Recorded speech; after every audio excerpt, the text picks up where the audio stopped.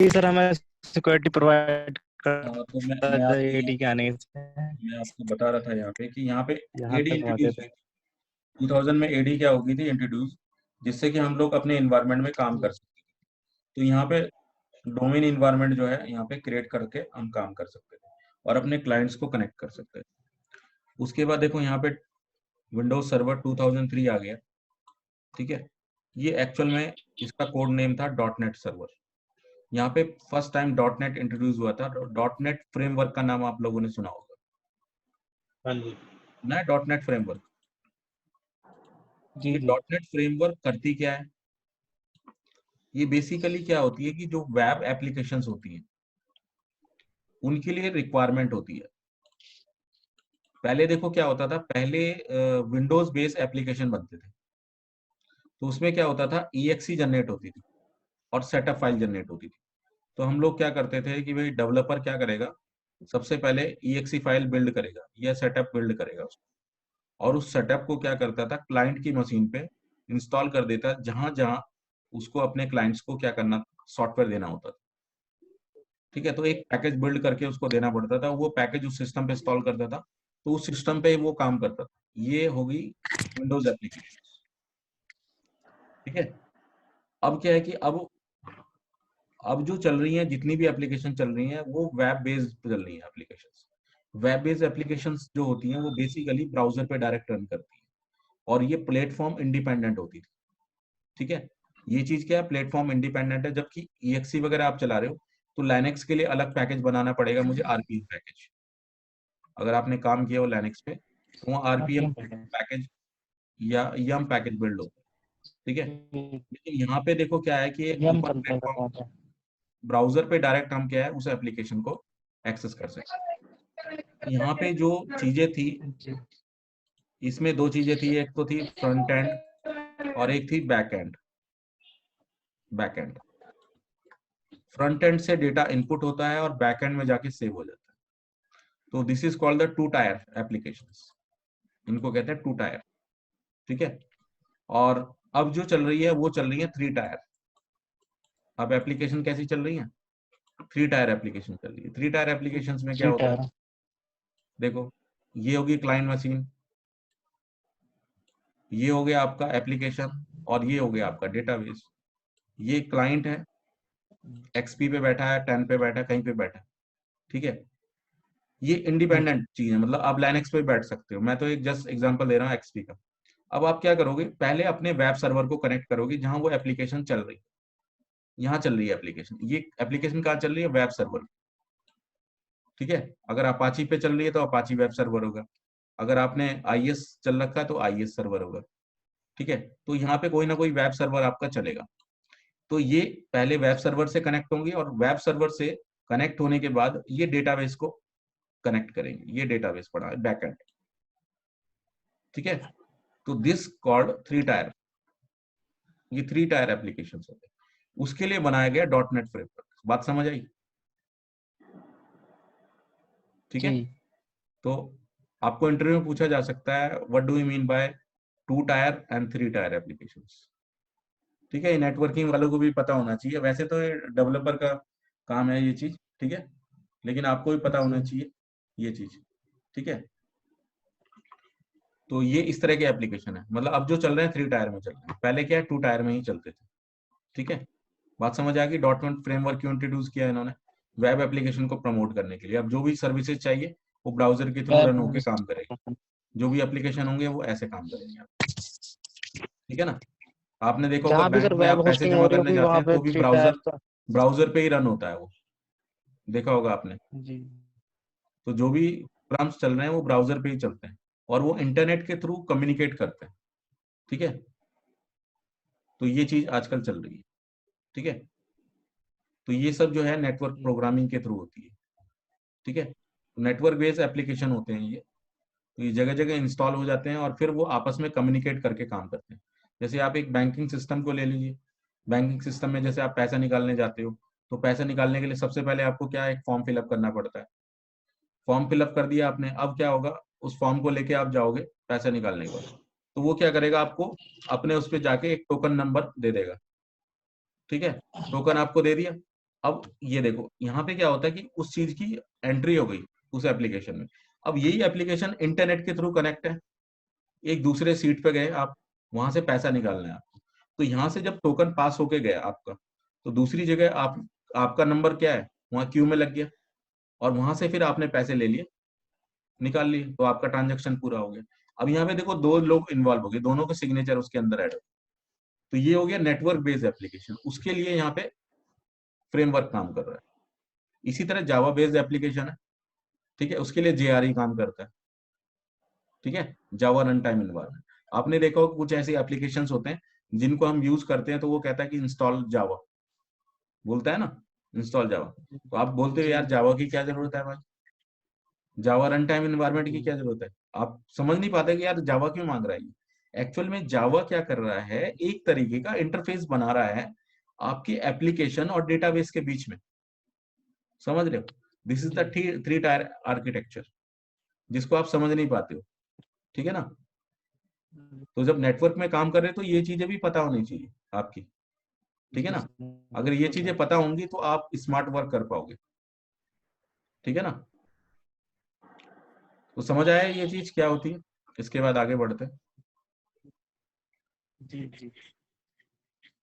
इसके बाद देखो हमारे पास जो ऑपरेटिंग सिस्टम आया वो 2008 सर्वर आया, और उसके बाद आप जानते हो 12 आया, और 12 के बाद 16, 16 के बाद 19। अब देखो 16 जो है वो एक ऐसा ऑपरेटिंग सिस्टम है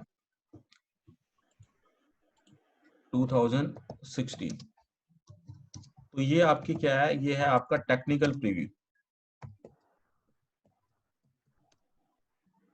इसको नाम दिया गया टेक्निकल प्रीव्यू, ठीक है। ये 2016 है आपका एप्लीकेशन। ये क्लाइंट जो है इसका, ये है विंडोज 10 क्लाइंट। तो आप देख सकते हो कि विंडोज 10 क्लाइंट जो है वो कितना वेनरेबल है। आप विंडोज 10 पे जब आप काम करते हो तो आप पैचेस वगैरह डालते हो, ठीक है। अब जी क्या है कि इसमें इतने ज्यादा चेंजेस हो गए, इतने ज्यादा चेंजेस हो गए, इनके जो डेवलपर हैं वो भी पागल हो गए, ठीक है, समझ रहे हो। इसके लिए डेली इनका पैच रिलीज हो जाता है किसी ना किसी चीज के लिए, क्योंकि इसके अंदर क्या है ना, इसके अंदर देखो वो चाहते हैं कि भाई इजी टू यूज भी हो, और दूसरा क्या, सिक्योरिटी भी चाहते हैं।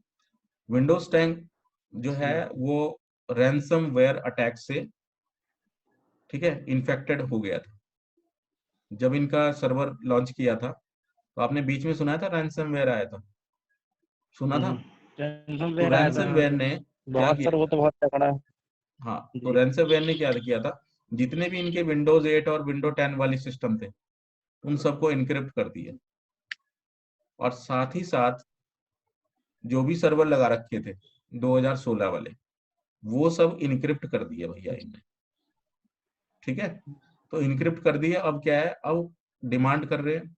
रैंसमवेयर वाले ने डिमांड क्या करते थे, पैसों बिटकॉइन की। में। अब पैसे भी कैसे चुकाने हैं, डॉलर मांगते हैं। बिटकॉइन में। अरे बहुत कंपनियों ने जी चुकाए पैसे बिटकॉइन। यार। जी मैंने चुकाया है सर। हैं, मैंने भी चुकाया है तुमने भी चुकाए ना, हाँ लास्ट देखो, सामने ही बैठे हो। 2019 सितंबर में, 29 सितंबर को। हाँ, तो ये तो क्या है, अब इन्होंने फिर क्या किया, उसके लिए पैच रिलीज करना स्टार्ट कर दिया। फिर अब उन्होंने क्या कहा, भैया सिक्योरिटी बढ़ाओ इसकी, तो यार बग है इसके अंदर बहुत तगड़ा, इसको तो कोई भी उठा रहा है रिमोट पे, ठीक है, सारा कुछ चल रहा है इसके अंदर। तो ये सब सब क्या उठा है, रहे हैं remote। इसके पीछे भी जो है चाइना का हाथ था। जी रैंसमवेयर जो अटैक था वो चाइना से ही एग्जीक्यूट हुआ था, और वो आपके सिस्टम को मतलब जो है इनक्रिप्टेड लैंग्वेज में भी कन्वर्ट कर देता था। फिर उसके बाद क्या है, उनका सॉफ्टवेयर क्या करता था, पैसे मांगता था, और जब तक आप पे नहीं करोगे वो डिक्रिप्ट नहीं करे, वो पूरी हार्ड डिस्क को जो है इनक्रिप्ट कर ब्लॉक देता कर था, ब्लॉक कर देता था। तो अब डेटा है, कीमती है, चाहिए तो है, तो चुकाने तो पड़ेंगे। तो ये चीज हुआ। ठीक है, तो ये इसमें बहुत बग आ गए थे। तो अब क्या है कि उन्होंने कहा भैया ऐसे तो काम नहीं चलेगा, तो उन्होंने इसको जल्दी जल्दी पैच करके 2019 बना दी। अब 19 की जरूरत तो नहीं थी यहाँ पे, लेकिन 19 बना दी इन्होंने। 16 तो जो इतनी चली नहीं, तो 12 पे ही वो स्टिक, मतलब बहुत से लोग 12R2 पे ही स्टिक रहे, क्योंकि 12R2 एक स्टेबल वर्जन है, और ज्यादा इसके अंदर अटैक का खतरा भी नहीं है, ठीक है। और 2016 में बग वगैरह भी ज्यादा थे, क्योंकि इन्होंने ये बनाई थी क्लाउड आर्किटेक्चर के लिए डिजाइन की थी इसको। और इसमें इन्होंने प्रमोट किया अपना हाइपर-वी। हाइपर-वी की जो मशीनें आप बनाते हो वो हैक हो जाती हैं और लॉक हो जाती हैं इसके अंदर, ठीक है। तो इस वजह से उन्होंने कहा कि भैया आप फीचर्स तो बढ़ाते जा रहे हैं हाइपर-वी के। उन्होंने फीचर्स क्यों बढ़ाए? क्योंकि देखो यहाँ पे वीएमवेयर था, वीएमवेयर ने अपने फीचर्स बढ़ाने स्टार्ट कर दिए, जी तो अब इनके पास प्रेशर बढ़ गया कि भैया कोई नहीं पूछ रहा भैया हमें तो इन्होंने क्या कर दिया, फ्री कर दिया लाइसेंस किसका, हाइपर-वी का। अगर आप हाइपर हाइपर-वी वी फ्री हो सर्वर गया 2016 लेते तो फ्री में उठा सकते हो, कोई दिक्कत नहीं है। पर उसके अंदर जो ऑपरेटिंग सिस्टम आप जी डालोगे, उसके लिए जितने भी ऑपरेटिंग सिस्टम डालोगे उसके लिए आपको लाइसेंस लेना पड़ेगा, ठीक है। अभी लाइसेंसिंग का अभी आपको बताते हैं क्या क्या सीन है, क्या नहीं है, ठीक है। तो ये कहानी है, ठीक है, कुल मिला के। तो आगे चलते हैं।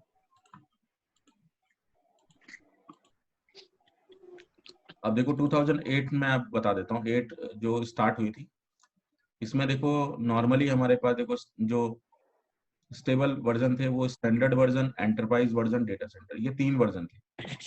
अब देखो माइक्रोसॉफ्ट ने क्या किया, देखो अब इसमें देखो जो है स्टैंडर्ड वर्जन ये बहुत बिकता था और एंटरप्राइज वर्जन ये बहुत बिकता था, इसे कोई खरीदता नहीं था, इसको धेले धेले को नहीं पूछता था कोई से। क्यों? उसका भी रीजन है, क्योंकि डेटा ये सेंटर सारे फीचर्स यहाँ मिल रहे हैं आपको, ये डेटा सेंटर के जा रहे जितने भी फीचर है इन दोनों में कोई फर्क नहीं है, सिर्फ इसमें रैम और प्रोसेसर का फर्क है। इसमें ज्यादा रैम और प्रोसेसर लगा सकते हो आप डेटा सेंटर में, ठीक है। सारे फीचर फुल फीचर यहाँ भी मिल रहे हैं, ठीक है। और इस पे आप पूरे मतलब फुल फीचर पे काम भी कर रहे हो, सारा कुछ है। तो 2008 का स्टैंडर्ड एडिशन और एंटरप्राइज ये दोनों चलने लगे। ये डेटा सेंटर वाले खरीदते थे जहां डेटा सेंटर लगाना होता, तो पहले इतना डेटा सेंटर का क्रेज नहीं था, पहले इतने डेटा सेंटर जो है एस्टेब्लिश नहीं थे। अब धीरे धीरे डेटा सेंटर बनने लगे, ठीक है। तो ये तो देखो कंपनी कोई लेती नहीं थी, क्योंकि इसका जो एक्सपेंस था वो बहुत ज्यादा था, मतलब इन दोनों में जो कीमत है वो बहुत डबल कर दी गई थी, ठीक है। हाँ जी। तो इस वजह से ये आपका जो है ये वाला एडिशन कोई नहीं खरीदता था। हम्म, इसके बाद देखो 2012 आ गया, 2012 में अब इन्होंने देखो 4 वर्जन इस यार तरह के रुक निकाल जाओ दिए। 10 मिनट, अभी ऑनलाइन चल रहा है यार, डिस्टर्ब मत करो थोड़ी देर। तो इसमें देखो फाउंडेशन एडिशन और एसेंशियल ये दोनों लॉन्च करने के लिए। अब इसमें देखो दोनों में क्या था आपका, इसमें देखो ये दोनों जो एडिशन है, ये देखो ये आपका ओईएम बेस्ड है। ओईएम मतलब ओरिजिनल इक्विपमेंट मैन्युफैक्चरर के लिए बनाया गया फाउंडेशन और एसेंशियल। तो होता क्या था कि जो सर्वर कंपनियां थी, जैसे डेल है, एचपी है, आईबीएम है, ये सब तमाम तरह की कंपनियां इनको लाइसेंस देती थी ये। उनके लिए क्या करती थी, डिजाइन करती थी ये सर्वर, और ये आपको जो है सर्वर के साथ ही कॉस्ट लगा के दिया जाता है, ठीक है। तो सर्वर की जो कॉस्ट है आपकी वो उसी के अंदर इंक्लूड होती थी सर्वर के अंदर, और सर्वर के अंदर सर्वर के ऊपर एक स्टिकर लगा के आपको दे दिया जाता है, उसमें उसकी सीरियल नंबर लिखा होता है, ठीक है। और इसके साथ ही ये बेची जाती है, और इसमें जो ऑपरेटिंग सिस्टम है ये प्री कॉन्फ़िगर्ड होता है, हाँ यानी कि जी। पहले से ही डला है, आपको डालने की जरूरत नहीं होती।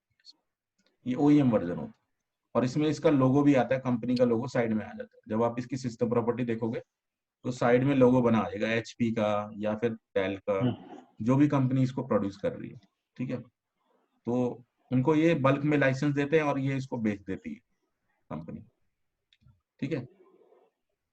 तो ये इस तरह के लाइसेंस है आपके। तो इसमें देखो 15 यूजर तक आप कनेक्ट कर सकते हो, और इसमें आप 25 यूजर तक कनेक्ट कर सकते हो। इससे पहले के जो सर बाद में 2008 एडिशन सर्वर तो थे करा उसमें सकते हैं ऐसा ना? नहीं था, इसमें अनलिमिटेड यूजर्स बना सकते थे, और उसमें कैल लाइसेंस लेना पड़ता था। इसमें भी आपको कैल लाइसेंस लेना पड़ता है, क्लाइंट एक्सेस लाइसेंस। अब देखो ये आपने एक सर जैसे सर्वर, हमने एसेंशियल वर्जन एडिशन लिया, हेलो हम्म, सर, इसमें आप बाद में एडिशन तो कर सकते हैं ना? जैसे हमने एसेंशियल वर्जन लिया इनका 25 यूजर वाला, हम्म, इसमें बाद में एडिशन हो सकता है? नहीं, यूजर का लाइसेंस उसमें का भी नहीं हो सकता, नहीं एसेंशियल होगा। ये फाउंडेशन में भी नहीं हो सकता। फिक्स कर दिए हैं इसमें क्वांटिटी, जी। बाद में कुछ नहीं हो सकता। लेकिन आप इन दोनों वर्जन में यूज कर सकते हो, स्टैंडर्ड या डेटा सेंटर। अब देखो एंटरप्राइज गायब हो गया यहाँ से, देख रहे हो? पीछे 2008 में था एंटरप्राइज, था ना, यहाँ गायब हो गया। क्यों? मार्केटिंग स्ट्रेटेजी, इसकी मार्केटिंग करनी है, ठीक है, डेटा सेंटर की। एंटरप्राइज खत्म कर दिया। देखो या तो चलेगा स्टैंडर्ड या फिर चलेगा डेटा सेंटर। एंटरप्राइज लाइसेंस खत्म। ठीक है ना? क्यों? क्योंकि बिक नहीं रहा था। क्या नहीं बिक रहा था? डेटा सेंटर, क्योंकि सब एंटरप्राइज लेके जा रहे थे। क्योंकि एंटरप्राइज बिग एंटरप्राइज के लिए सुटेबल है, डेटा सेंटर का कोई यूज नहीं है 2008 में, तो बिकता ही नहीं था। ठीक है ना? जैसे आपने देखा होगा कि एक कार उन्होंने मारुति की चलाई है ना, इग्निस कार। उसकी कोई डिमांड नहीं है, आपने देखा इक्की दुक्की दिखती है आपको रोड पे, तो वो चीज है ये, समझ रहे हो? वो थी डेटा सेंटर।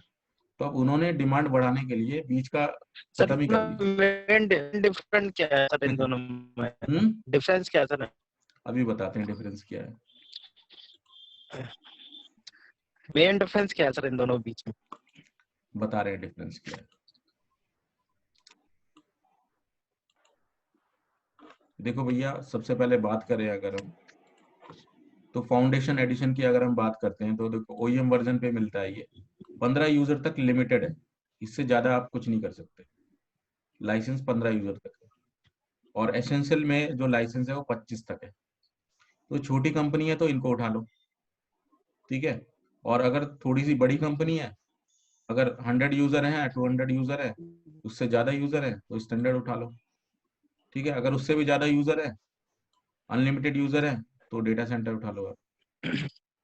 तो देखो इसमें स्टैंडर्ड और डेटा सेंटर में क्या फर्क है वो मैं आपको बता रहा हूँ। देखो स्टैंडर्ड भी फुल फीचर्ड है और डेटा सेंटर भी फुल फीचर्ड है, पर इसमें देखो यहाँ पे क्या होता है कि जो स्टैंडर्ड और डेटा सेंटर है उसमें हाइपर वी की जो फंक्शनैलिटी है उसको लिमिटेड कर दिया है यहाँ पे स्टैंडर्ड वर्जन। अगर आप हाइपर वी यूज करते हो तो यहाँ पे हाइपर वी की सिर्फ आप 2 वर्चुअल मशीन ही बना सकते हो, ठीक है ना। अगर आप स्टैंडर्ड वर्जन लेते हो तो हाइपर वी की सिर्फ आप क्या कर सकते हो, 2 ही मशीनें रन कर सकते हो। आपने स्टैंडर्ड वर्जन का लाइसेंस लिया, ठीक है, और एक सर्वर पे 2 वर्चुअल मशीन्स बना ली और उनमें दोनों 2 सर्वर डाले। अब इसमें क्या है कि जो हाइपर वी के अंदर जो सर्वर चलते हैं उसका लाइसेंस फ्री हो। हाइपर वी के अंदर जो सर्वर चलते हैं ना, उसके लिए आपको अलग से लाइसेंस नहीं लेना पड़ता।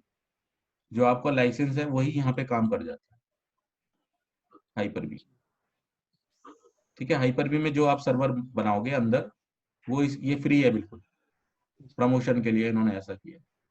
अब यहाँ सिर्फ 2 ही बना सकते हो, ये भी ध्यान रखना। अगर आप डेटा सेंटर परचेज करते हो तो यहाँ पे unlimited number of virtual machines बना सकते हो। यहाँ पे इसका भी लाइसेंस फ्री है, इसके अंदर कितनी भी आप मशीनें बनाओ, अनलिमिटेड मशीन्स बनाओ, लाइसेंस फ्री है। पर एक कहानी में ट्विस्ट है। क्या ट्विस्ट है वो बताता हूँ आपको। इसका जो लाइसेंस है वो सीपीयू बेस्ड लाइसेंस है। इसका लाइसेंस कैसा है? CPU based license. देखो क्या होता है कि जब हम लोग सर्वर परचेज करते हैं तो सर्वर में कम से कम 2 सॉकेट होते हैं सीपीयू लगाने के, यानी कि 2 सीपीयू लग सकते हैं आपके, किसमें? सर्वर के अंदर। तो आपको कितने लाइसेंस कम से कम लेने पड़ेंगे? 2 लाइसेंस।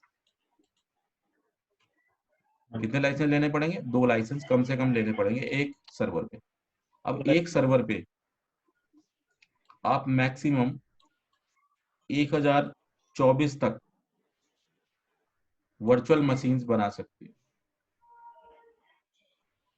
अगर आपके पास इतनी रैम है तो आप बना लीजिए, ठीक है, कोई पूछने वाला नहीं है। इससे ज्यादा नहीं बन पाएगी, पर समझ रहे हो? यहाँ पे कह तो दिया अनलिमिटेड, लेकिन यहाँ पे भी क्या है, थोड़ा लोचा है, लिमिट है। ठीक है ना। लगभग 1000 वीएम आप क्रिएट कर देते हैं, क्योंकि भैया इनका तो लाइसेंस का पंगा पड़ जाएगा ना, समझ रहे हो? फ्री में देना पड़ रहा है हाइपर वी पे। तो कंपनियां क्या कर रही है, हाथों हाथ ले रही है इसको, हाइपर वी को, ठीक है। बड़ी कंपनी तो ठीक है, लेकिन छोटी वाली तो लेंगी हाँ, भाई, बात है। हाइपर भी मिल रहा है, फ्री में लो, बैती गंगा हाथ दो।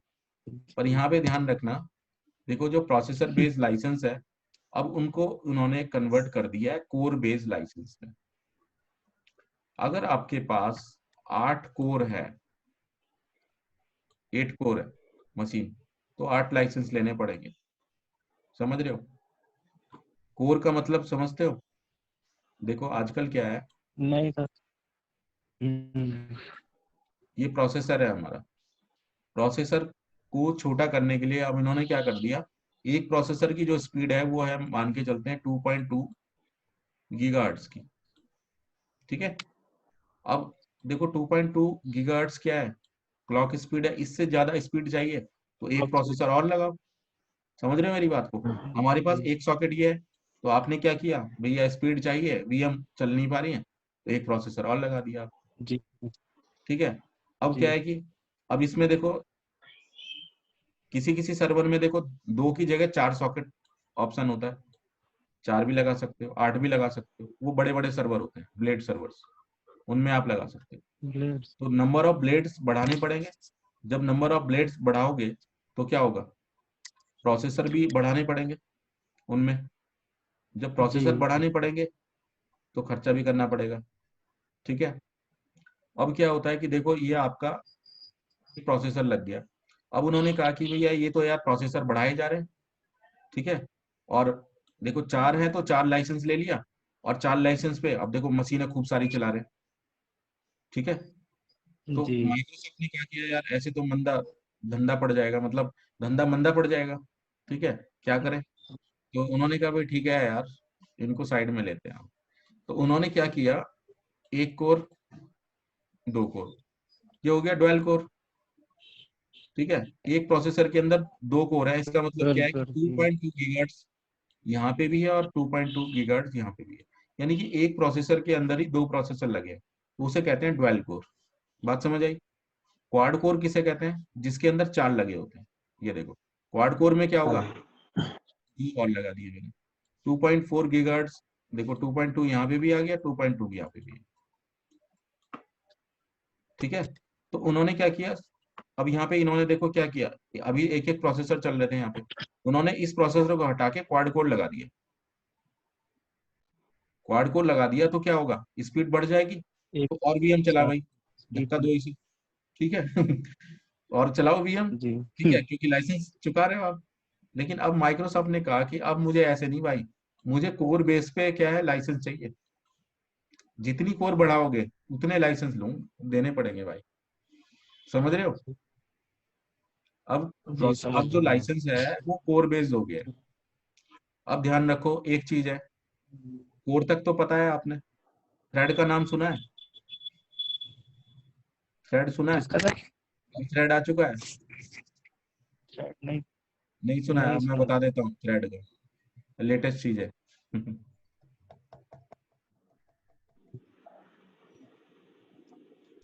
देखो भाई, ये एक प्रोसेसर है। ठीक है,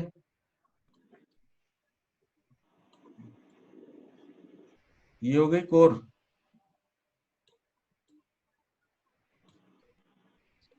इसके अंदर कितनी कोर है, 4 कोर है, क्वाड कोर है। ये देखो, 1 2 3 4 5 6 7 8 9 10 11 12। ये देखो, ये हो गया सीपीयू, फिजिकल सीपीयू। ये हो गई कोर, और ये हो गई थ्रेड।